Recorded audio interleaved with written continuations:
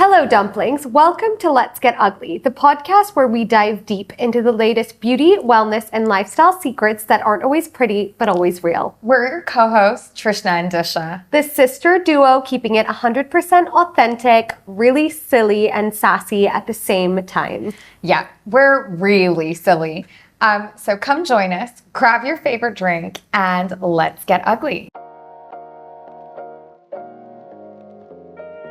Tatiana, welcome to Let's Get Ugly. Hello, thank you so much for having me here. I am so excited. We are so excited to have you, especially because your journey with your kind of social media stardom, your baking career, and now advocating for young entrepreneurs. It's so amazing, and we're going to have a lot to unpack today. From cordon bleu pastries to comedy skits, and even tackling serious issues like PTSD, systemic abuse in the creative industry, and more, there is so much to talk about. Let's start with how your creative journey began, though.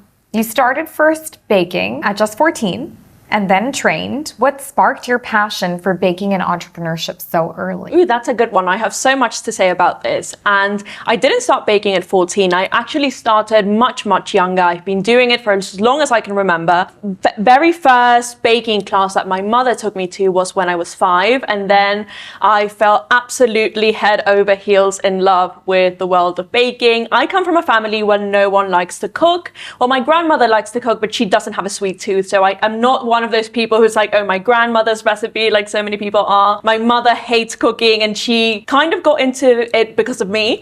And then I just kept doing it. I also was very, very entrepreneurial from a young age. I remember just going from door to door in my neighborhood, just selling brownies, cupcakes, all sorts of things. And I didn't just do that. I realized everything I could do. So then I went home, I went through my wardrobe, my toys, and then I was like, I'm just going to go sell these door to door. And I was a good salesperson. And I guess it just evolved from then.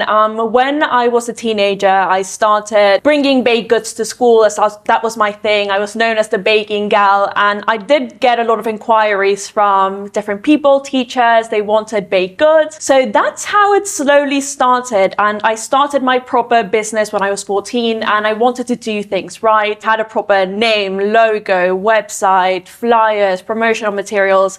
I got into photography. We had different electives at school, so I got into web design photography. At that moment, when I was around 14, 15, I realized that it wasn't just the baking that I loved. It was the whole building a brand and being an entrepreneur and all of the different aspects of branding. And I knew that that's what I really wanted to get into. And I'm from Ecuador, which is quite I don't want to say narrow-minded, but quite a limited society in terms of what I could do. So I felt that I had outgrown it. And I had my eye on a big city, like New York, London. So when I came to London, it was like my life changed. I had my big break and I wanted to make the most out of it. So that's what I started doing. Yeah, I mean, like, your decorated cookies have become such a hit, and they're delicious too, because we've tried them and we love food. Oh, yeah. Thank you so much. But did you ever imagine that doing something like this would be a gateway to such a diverse creative career? When I was 14, I started with the iced biscuits, iced cookie, which is now my specialty, and it's what we do at my brand. What I love about it is that it's a blank canvas. It's literally like having a real canvas or just a wall, anything,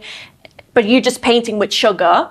You can do things 3-dimensionally and have so much fun with it. And I think that helped me mark my way when I came to London. It helped me stand out, and it wowed people what I could do. So I am very grateful to baking and cookies particularly, which is why I love it so much. I love that. I think that it's quite interesting because apart from having a very successful pastry career and being a pastry chef, you also have a very successful social media career. And on TikTok, you have created some pretty impressive content. And I wanted to understand, what was that point where you were like, I'm going to start doing social? How did that happen? Okay, that's also quite complex.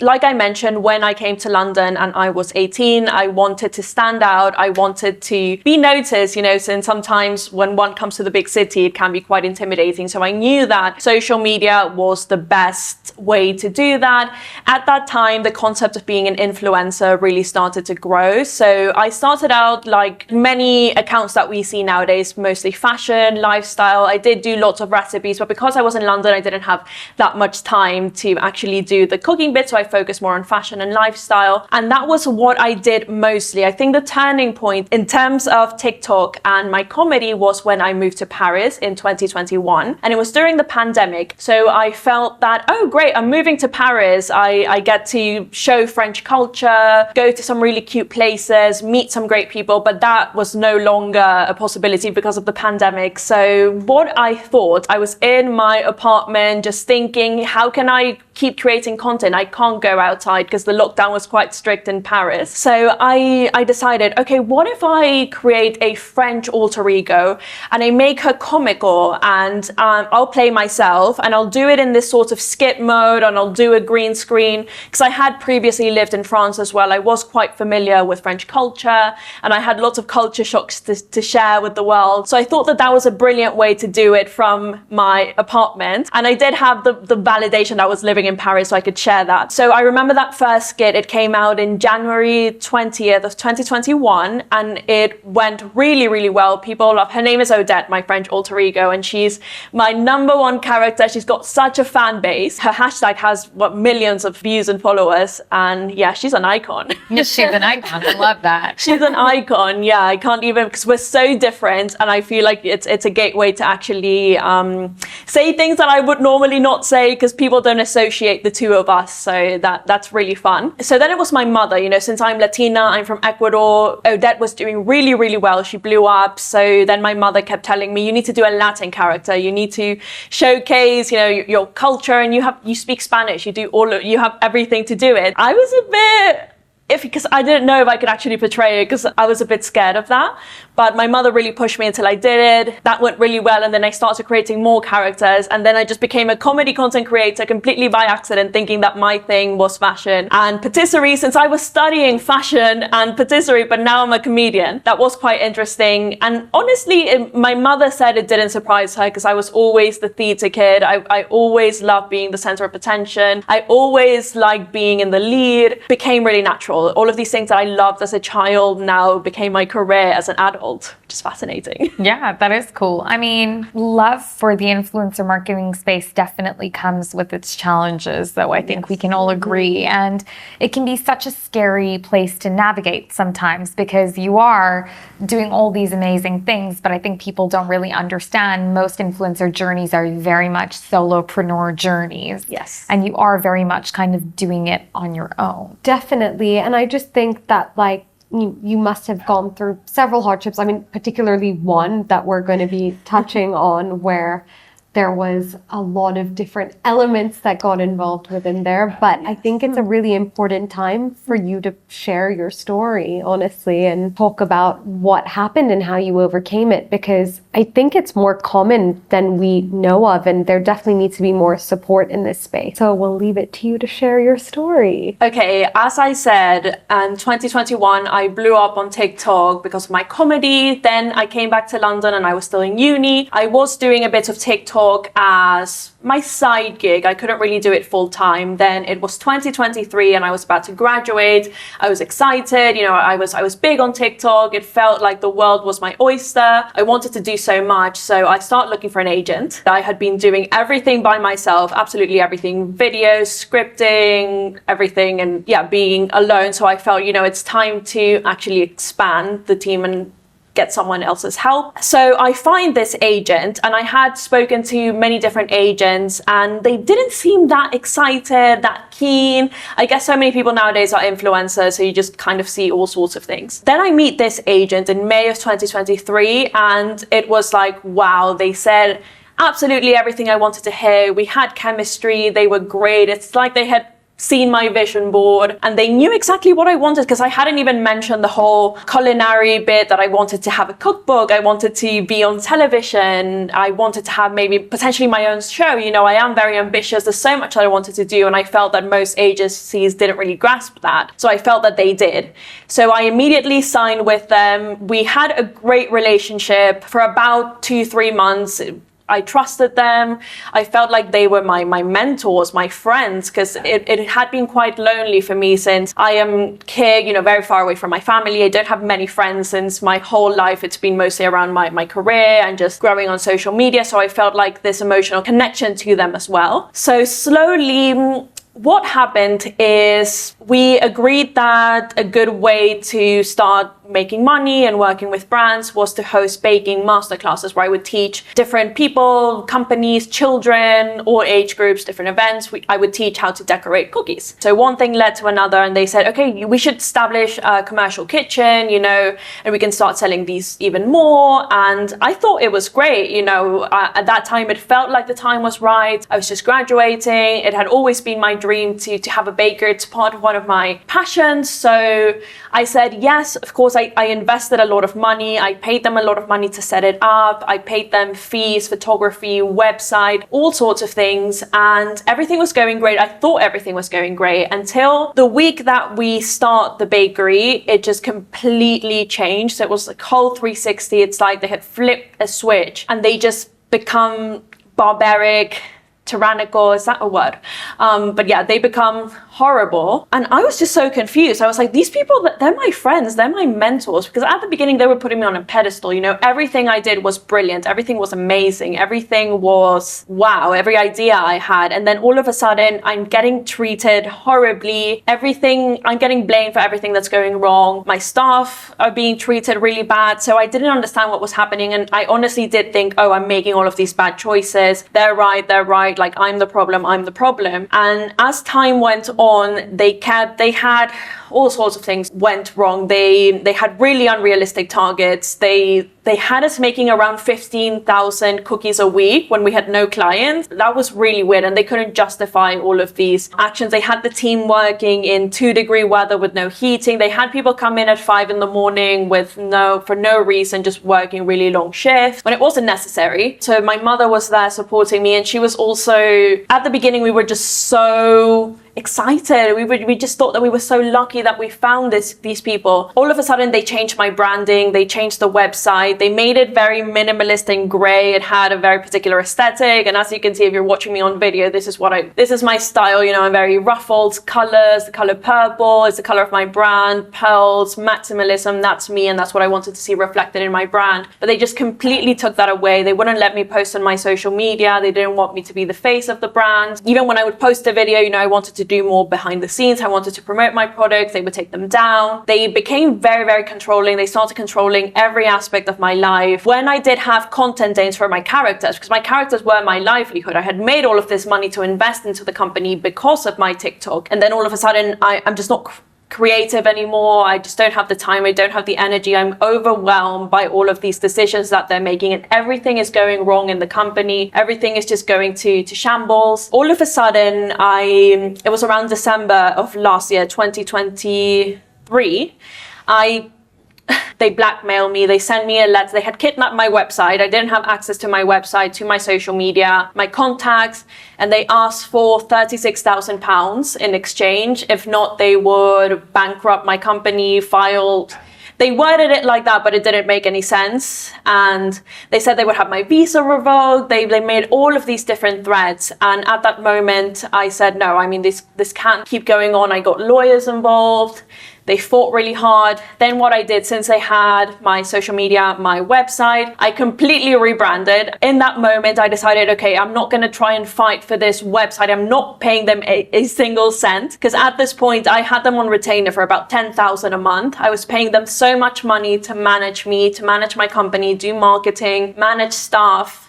And they were doing it all wrong. So just to clarify, you were paying these people $10,000 a month. Yes. For how many months? 4 months. 4 months. And then Yes. on top of that, they tried to scam you out of an extra $36,000. Yes. Wow. So that was only the retainer that they had a month. So when I first signed with them, like I said, it was for them to represent me as an influencer, to get me gigs, you know, the normal type thing. And they charged me $1,500 for that, $1,800 with VAT. And apparently that's not normal. So if you are an influencer, agencies should not be doing that. They should not be charging you that. They should be getting commission from the gigs that they get you, a percentage. They shouldn't be charging you money up front. After after they had already charged me this initially. This is still May of 2023 when I had just signed with them. About a month goes by and they tell me, oh, we've been doing so much work for you and research for your brand. We're going to need another 1,500 since we still don't have any gigs yet. At the beginning, I said no, and then they persuaded me to actually pay them. They were really, really good at persuading, at manipulating me, at saying the right things and doing it in a way that I would say yes.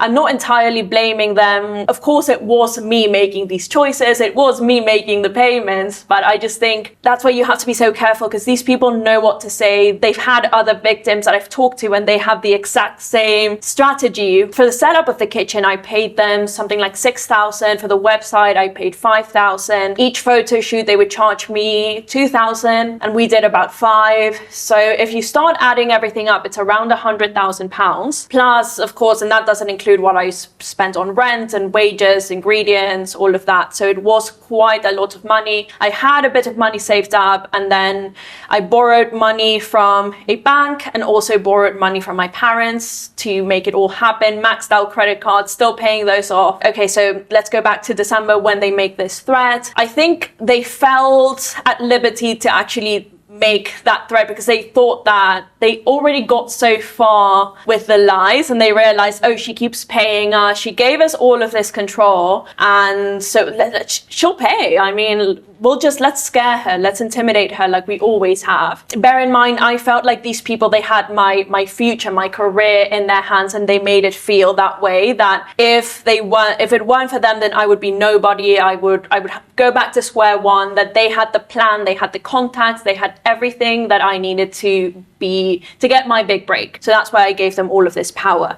So I rebranded, I created a new website from scratch. I did new photography, my own photography with my camera. At that month, it was January, I decided to completely re-strategize everything because the pricing, everything was a mess. The bookkeeping, inventory, the way staff was being managed, it was all so bad. So I just sat down and got it all right. I came out with a new line of biscuits, of cookies that could be sold every day through apps like Different Chunky. Tried to get corporate deals. I tried to get on fairs. I tried to do collabs, and slowly I started getting my brand back.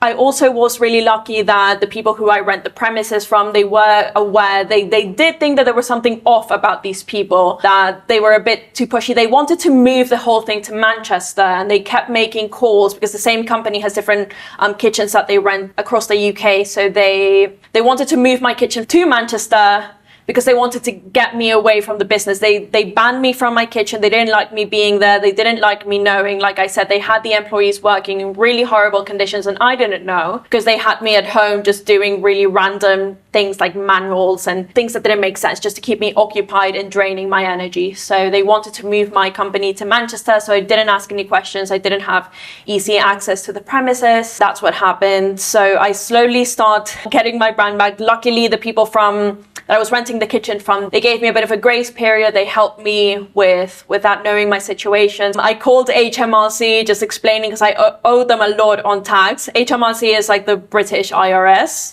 the government that you have to pay money to. We owed a bunch of income tax so much, and I explained. They also gave me a payment plan, and slowly we got the brand back on track. I felt like I owed it to my employees and my family and just myself, and here I am still standing. Yeah, I mean, that's tough. Mm-hmm. What kept you going through this challenging time? Because you really had been so snowed under. Like, what made you feel like, okay, I'm gonna get through this? I had my mum right there, and she was my rock, because I couldn't really talk about it to other people since we were deep into the legal side of it, and I didn't want to give them any tools to use against me. So I had to be very careful as to who I spoke to. At that point, I had been through such hell that just getting rid of them was just, wow. I mean, anything that happens at this point, I can handle if I don't have to deal with them. You know, I would get so many panic attacks throughout the day. I couldn't sleep. It was really bad. I started getting rashes. I started getting UTIs. It was really bad. And then all of that just went away, even though I was drowning in debt and had a failing business. Just not having these people like breathing on my ear just made all the difference. And like I said, I also owed it to my employees who had been so resilient, and they were on my side. They were also part of helping me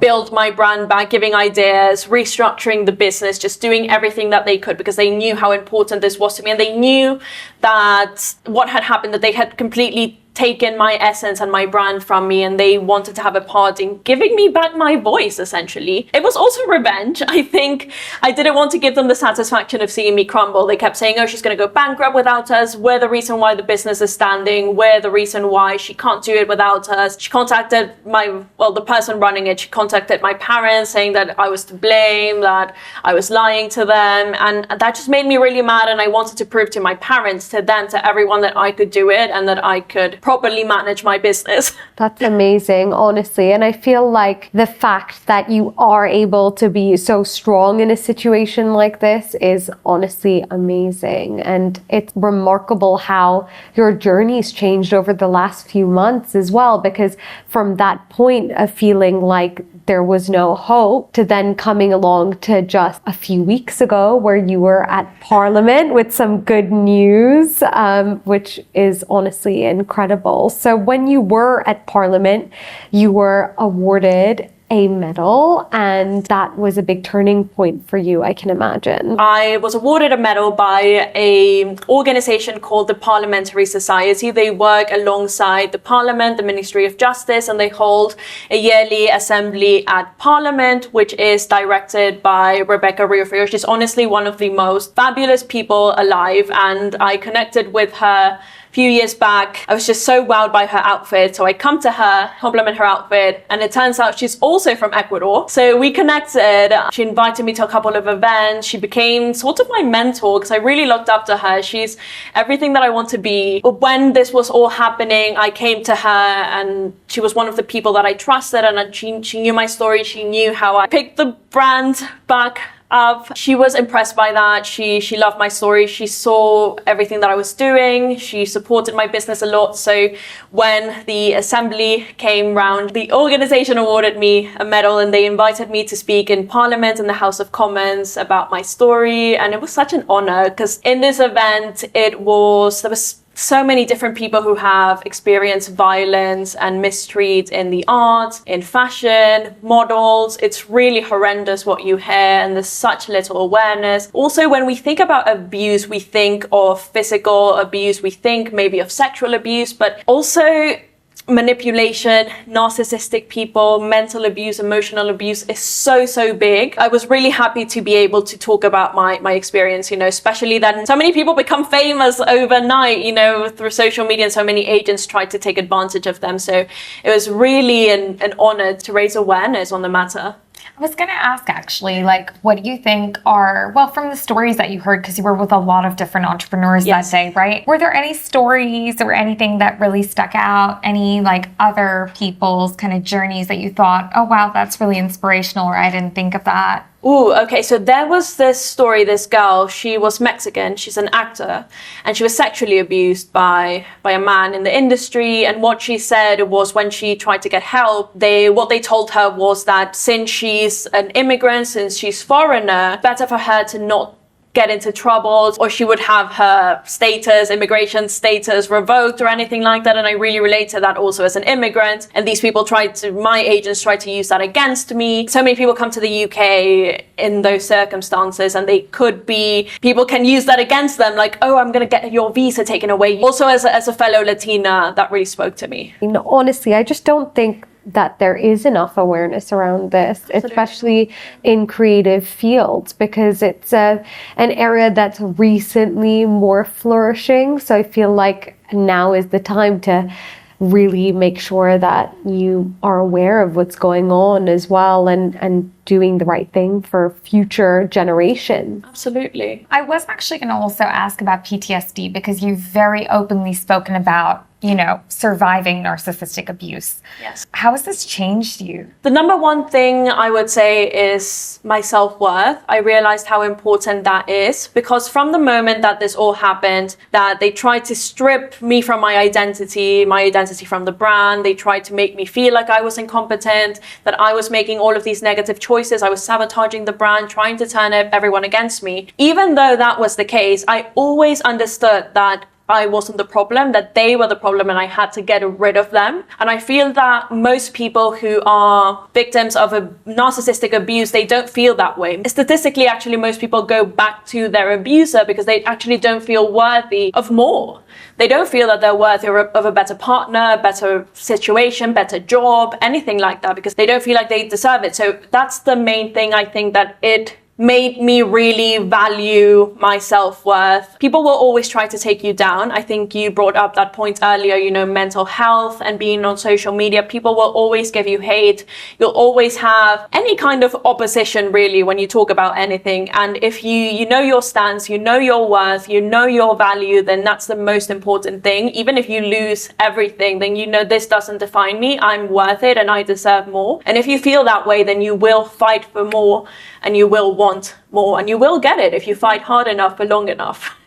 Definitely think fighting very important, but it also takes a journey, right, to feel strong enough to be able to do that. So in terms of your self-worth and kind of trying to feel like yourself again, what advice would you give to people who've gone through this? How can they do the same thing and start to feel like themselves again? Don't be too hard on yourself. I think that the reason why I ended up in this predicament was because I just wanted so much for myself so quickly, and I was sold on this dream, and I felt that I had to achieve all of these different things by the time I'm a certain age, or I have talent, I want more fame, I want more money, I want it, and I have to have it. So just be a bit kinder on yourself. Like, it's fine, just breathe. You don't have to be all of these things at once. Just take the time. And I also think that it's so important to have the right support around you, even if it's just one person. It doesn't have to be a lot of people. Honestly, it might just be one or two people, because very few people will genuinely care about you. I think those are my main takeaways from my whole experience. I definitely feel like there is such a thing as too good to be true now.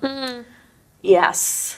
Oh, for sure. I mean, it did seem too good to be true, but they were really persuasive, and that's the issue. You know, I always thought that I was a good judge of character. I always thought that I was very savvy, and I have high self-esteem. I have a high sense of worth. Imagine people who don't. I mean, people who don't really have a support group around them, who don't really have the tools, and they're just so vulnerable, which is why we see so much abuse happening, especially towards women. Definitely. I mean, what would you say, reflecting on it now, of course, like with the benefit of hindsight, what do you think are major red flags that creatives need to look for? How would you spot them now? Because they are so persuasive, right? They say the right things. How do you know? It feels like you get scared about dating people, you get scared about signing agents. It's like, how can we see through all of that? Okay, yeah, I've thought about this a lot. First of all, if you're a creative looking for an agent, like I already said, they don't ask you for money up front. They shouldn't be asking you for all of this money, never. Even if they're a Nigerian prince or something. Especially if they're a Nigerian prince. I mean, the next thing is love bombing. We think of love bombing as a thing that happens in relationships, romantically, with men or women. But no, it also happens in business relationships. Like I said, these people, they would put me on a pedestal. Everything I said was wonderful, divine, amazing. Everything I wore was exquisite. Everything was fantastic. And I felt amazing. You know, I was like, oh, I mean, they make me feel great about myself. And then all of a sudden they start withdrawing that. And then you feel like you want to please them. You try so hard to please them, because all of a sudden you became dependent on their approval and their validation. That's the tactic that they employed in terms of getting me to agree to their terms, that at first they were so happy and amazed by whatever I said, but all of a sudden, if it's not like that anymore, then I must be doing something wrong and I need to make it right. Okay, I'll do what you say. I'll do, and even if I can't believe that looking back, I can't believe that I was in this scenario, but it happens and you don't even realize until you're so deep into it. Yeah. Scary. That is exactly, you took the words out of my mouth, literally. I feel like we all need to wave the flag. Yeah, all of these red flags that we hear about dating, I think that they definitely apply in a business setting, and it's so much more dangerous in a business setting, since it's they have control over so many areas in your life. A relationship is a relationship at the end of the day. You know, how we interact as humans, even if it could be a romantic relationship, a business relationship, you could have a friend that's really toxic like this and just gets you to do whatever she says and just you're her little minion. We see that a lot, and it's the same at the end of the day. So beware of that. I know, it's a lot. You went through one hell of a journey, and I don't think anyone can take that away from you. And I think, like, thank you for sharing your story, because it's not easy to talk about. Yeah. It's traumatic as hell. I can imagine it being very difficult to even like relive that, because blocking it out a little bit is somewhat of a coping mechanism too. So, you know, having to resurface all these feelings and emotions again can't be easy. Yeah, I mean, I didn't talk about it. I tried to talk about it on social media a bit, maybe 6 months ago, but I thought that it was really difficult because I would have to go back to the correspondence and the emails, since I do want to make sure that everything I'm saying is accurate, that it wasn't just my interpretation. And luckily, most of the things that they were promising and most of the contracts, everything was in writing. So at least that I have that in my favor, that I can go back and actually know factually what they were promising and what they didn't deliver. So even when I would go back, I would get this horrible sense, and I felt like all of these physical symptoms that I had were coming back from the PTSD, and I just couldn't talk about it. Mostly because I felt that if I talked about it, I would be seen as an idiot, because you would think, why would you give them so much control? Why would you say yes? I mean, it's so easy to judge from that perspective when you haven't been in that situation yourself. And luckily, most people haven't come across a narcissist. Yeah. It's like an art, honestly, and they spend years perfecting it. Yeah, it was difficult at first, but I think the event at Parliament, I felt backed up, you know, the fact that it's a big organization and all of these very important people validating my story and actually saying, okay, yes, you are a victim and it's fine, just talk about it. That gave me a bit more confidence, and I felt a bit more backed up. These people kept stalking me for a very long time, sending threats, emails. I didn't want to give them any more reasons for that, but now it's completely different. I mean, now I'm not scared of them anymore. They can do whatever they want. Now I know that I'm strong and I'm protected and I got out of it. Yeah. So. Sounds like you have a community both on and offline. Yeah, 100%. I mean, especially because you are able to connect with your audience in a way that honestly, I haven't seen many content creators do before. And I genuinely mean that. What do you think's been the most rewarding part about connecting with your audience? When everything started going wrong, I couldn't really talk about it in my English platforms with my British audience, and, you know, for legal reasons. So I started a social media presence in Spanish. So that's when I felt like I could really be myself, talk about my business, talk about the struggles. And I just did it as a way for catharsis, you know. I just wanted to talk about it. It was so important for me to just get it off my chest. I realized how I was inspiring people, how I was getting people to share their stories, inspiring people to start their own brands, because I was also telling them all of the things that I did wrong, all of the things that I wish I would have done differently, things to do to protect yourself. And I started sharing all of this information that I wish I would have known when I started the business. I feel like we don't have enough of that information, and told in a simple and friendly way. Because of course, if you go online, you find everything, but it's just so confusing and intimidating to young entrepreneurs that I just feel so honored to be a voice and a channel for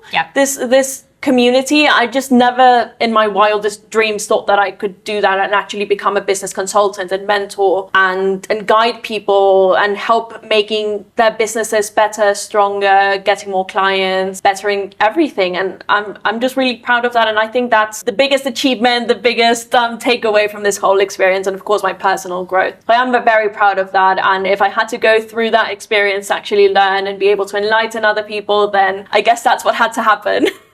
Absolutely. I think that it's time for us to head to our beauty question. Yes. Which is very exciting. And before we end the episode, we always do these quick fire beauty questions. So what's one beauty rule you love breaking? I'm not into buying all of these millions of products that are marketed to us. So what I do is I take my blush and I use it as eyeshadow, or I take my highlighter and I use it as eyeshadow, and I just play around with what I have. I'm like that with fashion and buying everything, but not with beauty and makeup. I like to be resourceful. If you could give your younger self one piece of beauty advice, what would it be? Don't buy foundation in the summer because you're going to be tan. And then the rest of the year, it's going to look really bad. There was a point in my videos where I had really dark foundation on my face and I was blind to it. And then my mother had to tell me, look, I mean, you got to fix that. I mean, you're a comedy gal, but not to that extent. I mean, I would Sort that out. That's what I would tell her, be careful with foundation. I love that. Yeah, definitely. I think we've all been there with that. Yeah. We have. Yeah. Color matching is an art in of itself. Or like when you go and you've got your sunglasses and it leaves the mark on your face. The tan lines. The tan lines. Happens to me every year. Still haven't learned. Yeah. What's a beauty moment, good or bad, that you'll never forget? Eyebrows. I think eyebrows are really controversial. I grew up in the time where everyone was plucking them. Even my friends, everyone was telling me, why are you not plucking your brows? Because mine have always been quite bushy and it was painful. And at the end of the day, it causes redness and irritation. And I'm just glad that we are past that, aren't we? Yeah. We definitely are. You We guys definitely are the beauty are. gurus. So and I remember people walking around with these really thin arched eyebrows. Yeah, brows are definitely better left untouched, I think. Definitely. But the trends always change, so we'll never know what's We're gonna coming. be shaving them in 10 years. Probably. Probably. So before we wrap up as well, we have a card reading segment for you Lovely. where we read an oracle card for you for your day. Take risks. So that is your That is fortune. me. The universe has spoken. The universe has spoken. Take That's risks. my mantra. I mean, the universe, you're so wise. Yeah. It's the cards. It's the cards. It's the card. cards. But Tatiana, thank you so much for sharing your story with us. Honestly, it has been a pleasure to have you on, and sharing something so difficult with us has been groundbreaking, but also will inspire so many others. It's been really eye-opening. It's been very honest and truthful. And I'm so glad you're over it. And I can't wait to see what's out there for you next. Thank you so much for getting ugly with us. Thank you so much for listening to me babble.